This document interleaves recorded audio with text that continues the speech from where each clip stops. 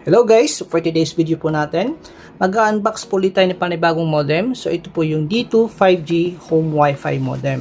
Okay, so yung model po ng modem na ito ay Unilink 200 So ayan, kung makikita nyo po, nakalagay dito sa may bandang upper right side, Unilink 200. Okay, so alamin natin guys kung ano bang meron sa modem na ito.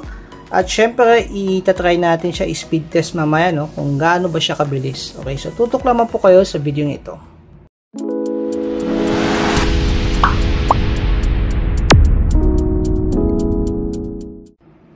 Okay guys, so una, i-unbox muna natin siya at alamin po natin kung ano ba yung mga inclusion na kasama, no, sa modem.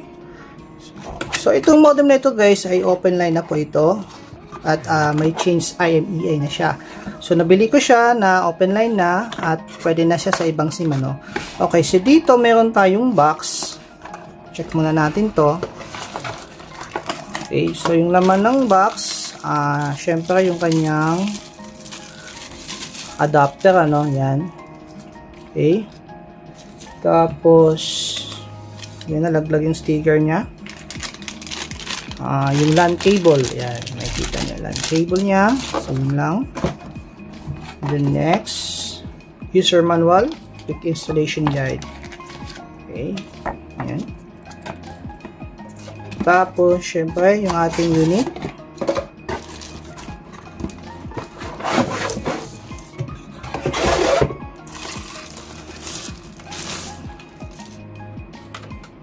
Okay. Sabihin natin ito. So guys, ito na po yung actual unit. Okay. So kung makikita nyo, may kalakihan po siya, no? Yan, compared dun sa mga unang mga modem na ni-review ko. Okay, so dito sa may harap natin, meron tayong signal indicator, 5G, LED light, Wi-Fi, LED light, yung LAN, and then of course yung ating power indicator. And then nandito din po, kung mapapansin nyo, yung kanyang reset button at yung WPS button. Okay. Tapos sa kanyang bandang likuran, nandito yung saksakan ng ating power adapter. Okay, so meron tayong RJ45 LAN port. And then yung saksakan ng ating SIM card. Ayan. Tapos may USB port din po, no? So Type-C na po ito yung port niya. Okay, so sa ibabaw, plain lang, simple. Ayan. So ganyan lang siya guys. Pero may kalakihan siya guys compared sa mga nauna kong mga na-review sa inyong mga modem na PLDT. Okay, so yung next na gagawin natin, itatry naman natin siya sa mga promo ng Smart, ano. So kung gaano ba siya kabilis, itry natin sa modem na ito. So yun yung susunod natin gagawin. Okay guys, so ito na po yung ating modem.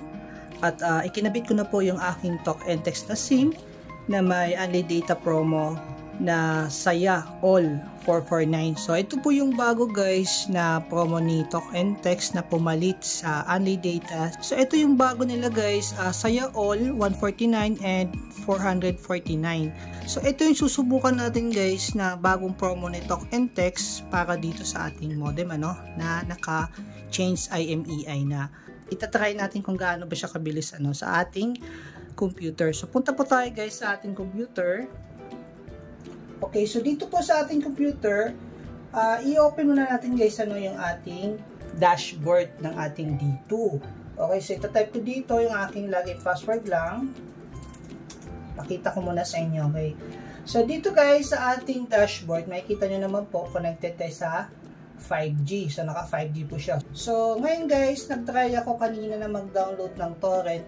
So kung makikita nyo po, yung actual speed ko napakabilis gamit yung modem na ito.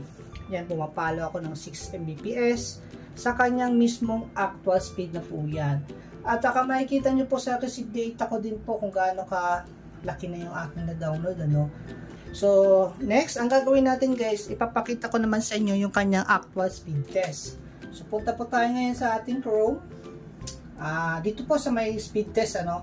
So una, speed test natin siya sa may Google Speed Test. Okay, so ito po yun, i-run lang natin yung speed test at tingnan natin kung gaano siya kabilis. Okay, yan. So pumapalo po tayo ngayon ng 67, 72. Okay,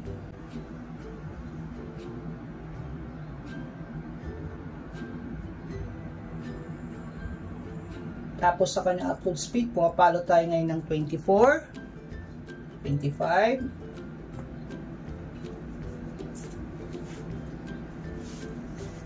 Okay, so sa kanyang download speed guys, 67.5 Mbps. Upload speed naman natin, pumalo ng 24 Mbps. Depende pa rin po yan sa signal nyo kung gaano kabilis yung inyong speed test na makukuha. Depende sa band locking, ano. Tsaka sa, syempre, sa area nyo, kung malakas ba, may tower ba na malapit sa inyo.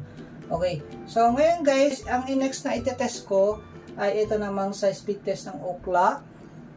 Okay, so try natin dito guys kung gaano siya kabilis, ano.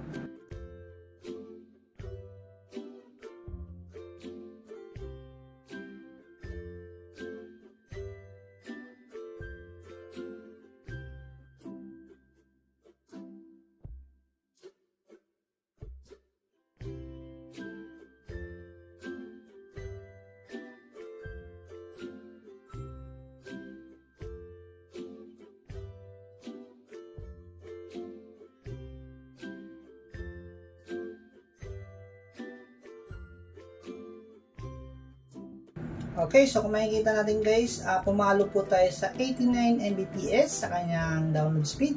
Sa upload speed naman, pumalo po tayo ng 26.39, ano. Okay, so ngayon next, yung last, ito-test natin siya sa fast.com, ano. So dito naman natin siya tignan kung gaano siya kabilis.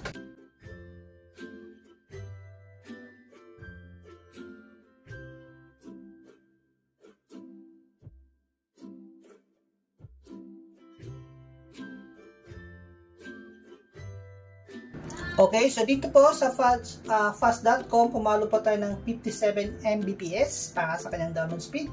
Tingnan naman po natin yung kanyang upload speed.